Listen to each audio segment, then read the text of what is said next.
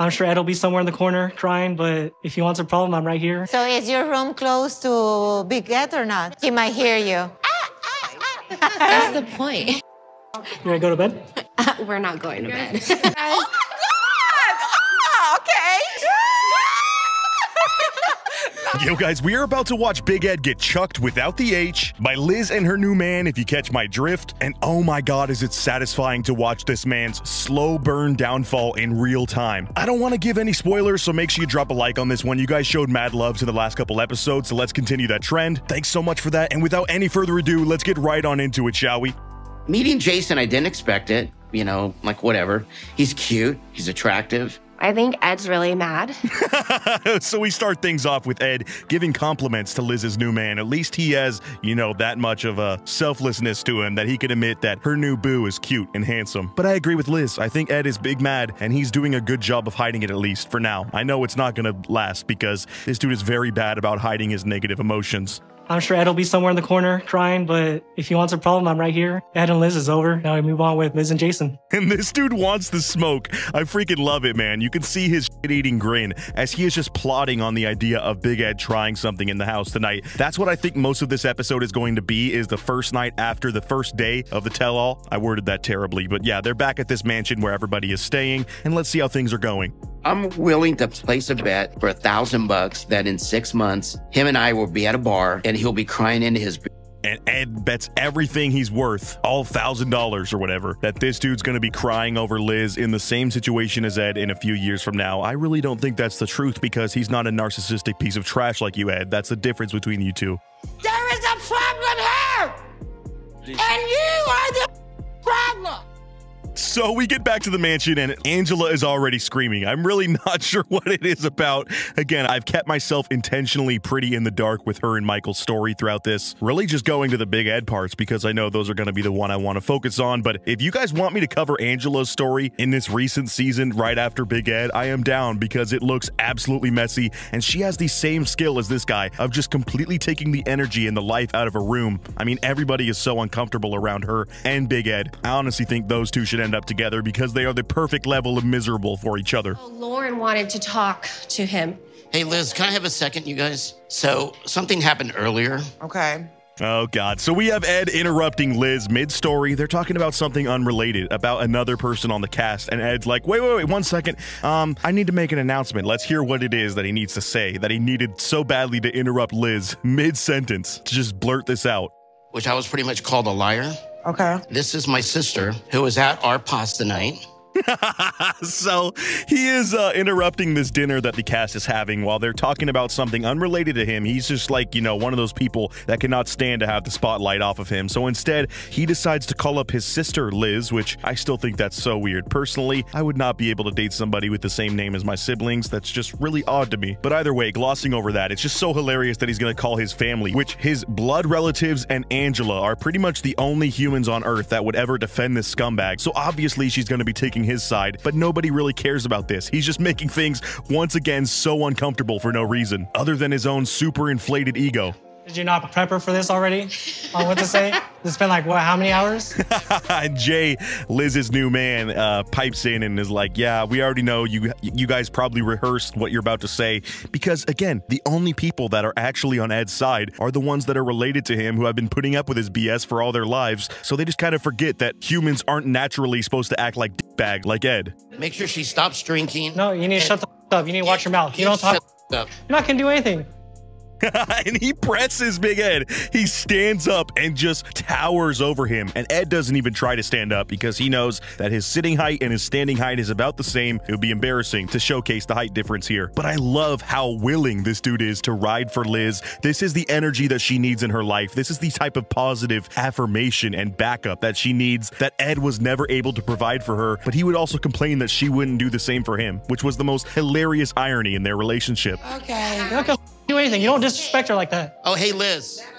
Hey, can you guys please? So after being pressed, he's just like, guys, can you please shut up so my sister can lie on my behalf so she can cover for my ass? Please, just listen to my stupid excuse over this thing that nobody really cares about anymore. And anyway, Ed's sister gets on the phone and is like, yeah, you planned the meal, you went and you cooked the meal, maybe you made a mistake, but Liz really overreacted. Just, you know, recanting the story in the most stupid, idiotic way where you could tell she has, again, rehearsed these lines with Ed probably multiple times before he decided to pull this stunt. Ed was supposed to watch my daughter that day. Please let her talk. You're such a pussy. And man, listen to the disdain that Ed talks to Liz now. He is totally mask off, and I know that this is the way that he behaved with her when cameras were off. This dude is a massive scumbag, no respect for women, and the way that he speaks to them in mass is actually disgusting and quite terrifying. You're such a pussy. Oh, yeah, you're military? Yeah, and you're a pussy. Yeah. Yeah. Also, I love that little rebuttal. Jay is calling him a wuss, basically, and Ed's response back to him, well, yeah, I might be a wuss, but weren't you in the military? Didn't you freaking defend your country with bravery and honor? Like, what the hell, right, guys? And everyone's like, dude, yeah, your point? Even he's like, yeah, I'm in the military, and you're a pussy, so what? Glad we got things straight. A lot of emotions that seemed unnecessary. After calling my daughter a baby. So Liz starts to defend herself here in a very calm demeanor. I mean, yes, she's annoyed by the situation, who wouldn't be, but she is not raising her voice. And when the other people are asking for confirmation from Ed's sister if Liz was truly flying off the handle, much like he described, you know, going on some screaming tirade, this is what she says. She's digesting. She was acting the way she's acting tonight. And that's But she's not acting any sort of way tonight. She's actually quite pleasant tonight. You're behaving the way you're behaving now. AKA, she's defending herself when she has lies thrown in her face in a very calm demeanor, handling it like an adult. So she basically just proved that yes, Ed and his entire stupid, idiotic family blew this way out of proportion in order to take their meatball son's side, or their meatball brother's side, whatever it is. And everybody else in the cast is confused and like, she's handling it normally, like an adult would when somebody's lying on their name, so I don't really get what you're getting at. Basically, this whole call was futile, and Ed realizes that very quickly. But again, he's just such a pompous ass that he doesn't care, and he keeps doubling, in fact, tripling down at this point. She won't even let you talk. No, She talked already. she already admitted that person that. Jesus. But this is where She's obnoxious. I know. I need somebody classy. That's right. So this absolute loser walks away on his phone. When nobody else takes his side, he once again becomes a social pariah, much like he's been the rest of his life. Again, guys, this dude might talk about being bullied as a kid, all this bullshit. You know, just from seeing the way that he behaves, that he 100% brought it on himself. He is somebody who is a self-proposed bully recipient. Simply the way he acts and the way he handles things is why people dislike him, and he sees that as people just trying to bully him for no reason. No, we just sincerely dislike your entire personality and the way that you handle the entire world. But it's so hilarious. He's like, I know, I need somebody classy like me. Somebody who's just, you know, has this air about them that is just so elegant and pristine, much like myself. Like, get over yourself, dude. No. She's someone else's problem, so I don't care. And he goes and scurries away to the bar table here and starts talking more trash about Liz. Listen to what this idiot says about what she would have done to him. Yeah, she would have taken me for all my money. That's what she wanted. At least I got something on record just to know that she wasn't telling the truth. Yeah, she would have taken me for all my money, but, you know, at least I got it on record. You know, somebody backing up my story, even though my sister kind of admitted to the fact that Liz wasn't really screaming earlier, which exposes my side of the lie. But, you know, at least that was some fact on record. Like, this dude is just making up facts left and right. This is crazy. The cope is unreal right now. Okay. You're not my problem anymore. The truth hurts. I can mentally and physically look up to someone for the first time in my life. And Liz is throwing the biggest shade to this guy, and Ed's only response is, why don't you guys go away and be happy somewhere else? Like, just go away and be happy without me. Oh, God. Like, he's obviously not crying mid-sentence saying that like I just did in the reenactment, but he might as well be, because inside his soul is weeping. You have sloppy What? Sloppy? You watch that is stepbrother, stepsister. Oh my God, and we are just getting insane Ed lore left and right. He tries to say that Liz is sloppy when doing activities, you know, that adults do. I don't even know how that's supposed to be a dig or like a bad thing. He basically just confirmed Liz is a freak. Good on her, which I guess cool. Who cares? This man literally has no ammunition against her, and he's struggling and floundering right now in front of all of us, and it is freaking glorious. Why couldn't you go find someone that appreciates who you are? I think you deserve. I think Michael's a scamming. And then we get this terribly awkward moment where the only other person as disgusting and grotesque as Ed decides to sit down with him, aka Angela, and they begin bonding. And I don't know about you, but this kind of seems like Ed is feeling himself and trying to slide into Angela's DMs a little bit, but you know, IRL. Talking trash about Michael. I think he's scamming. I mean, yeah, I got a ton of money and I'm like a natural born US citizen, so if you're single and looking to mingle, you know, in a little bit, maybe we could go out for a drink. Which also, think of how freaking world-shattering it would be for these two to get together, actually. Like, that would end so terribly, but would be also the most entertaining show of all time. Because again, I always say they deserve each other. Are you guys talking about it? Just acting tough all of a sudden. He wasn't acting tough at all. Now he wants to act tough. Oh. And meanwhile, Michael and the boys here, including Jay, they're all just talking about how little of a threat Ed truly is to this guy. I mean, he's got the looks on him, he's got the youth on him, pretty much in every regard, besides maybe money. I feel like Ed does low-key have some cash on hand from his dumbass job that he worked before this. I don't remember what it was, like an ad agency or something. But money doesn't even matter. All the stuff that truly matters when it becomes prime time and it comes down to, you know, being a good partner, he's beating Ed in every single one of these categories. So truly, he's not worried about a thing. And I love that for him. Look, he ain't worried about me. Look over there. Look. He's just having fun. Listen. He said. And meanwhile, Angela sees Michael smiling and dapping up these guys, playing pool, you know, just simply having a good time. And she decides to pop off on this dude. I'm sorry I keep interjecting Angela, but you can see how closely tied this storyline is with Ed. She's the other miserable person, and it just really shines through the way these two are absolute pariahs in this situation right now, sitting at this table by themselves, talking trash about everyone else in the room loud enough for them to hear because they think they're doing something with it, when instead it's just further exiling them and reinforcing this fake made-up narrative in their own heads that everybody else is wrong and they have a problem with them, even though they're pure and they're good, when that couldn't be further from the truth. These both are vile people, especially in social situations. And you can see Ed's face as she's popping off on Michael, that even he's like, kind of sucks. This is the only person I can really be associated with and have meaningful conversations with at this point because everyone else hates my guts. And this escalates so far. Again, I'm so sorry for just derailing this with the Angela show, but I have to show this insanity. She is like telling Michael to back up on the top floor of this railing. What are you expecting him to do? Backflip off and break his legs on the bottom floor? Like, she is trying mob boss tactics to get this dude to just jump over the railing by himself without her having to push him when you know damn well she wanted to. I hate the way she gets in people's faces too. I mean, that is just borderline physical at that point. And if cameras weren't here, you know she would have been wrecked by Liz earlier in the season when she tried that. Or I guess that was last season, but you know, it's all a blur at this point. So is your room close to Big Ed or not? He might hear you. That's the point. So now the girls are talking, and Liz confirms that she hopes Ed is within earshot of their room because you know they are about to be doing some performative rejoicing with each other. That's really the best word I could come up with on the fly, but man, that is just cruel. I was not expecting this energy fully, but I love that they are just so mask off with their hatred and annoyance of Big Ed.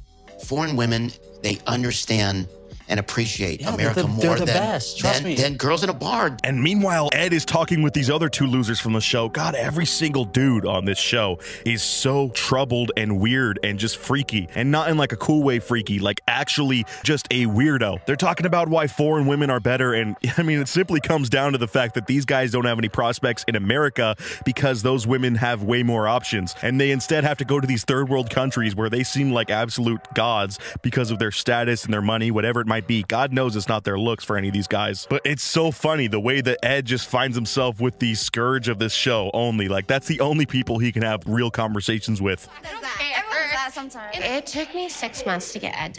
And oh my God, we get more lore on Big Ed that I did not need to know. But it took 6 months for this man to really find himself at the finish line. Now, I don't know if that's out of nerves or addiction to something else, you know, watching stuff on his phone, whatever it might be, but that is a red flag. And also just further proof that Liz tried way too damn hard to make this work. If you are the young, exciting, attractive woman that he said you were, why does it take that much effort? 6 freaking months, bro. Edgelords move aside. You have found your new king in Big Ed, because that is a freaking that's a streak right there. I'm so sorry it delved into this space into the video too. I wasn't planning for it to go that way, but I gotta show you the crazy cringe parts, even if they are things that we did not need to find out. How did you with Ed.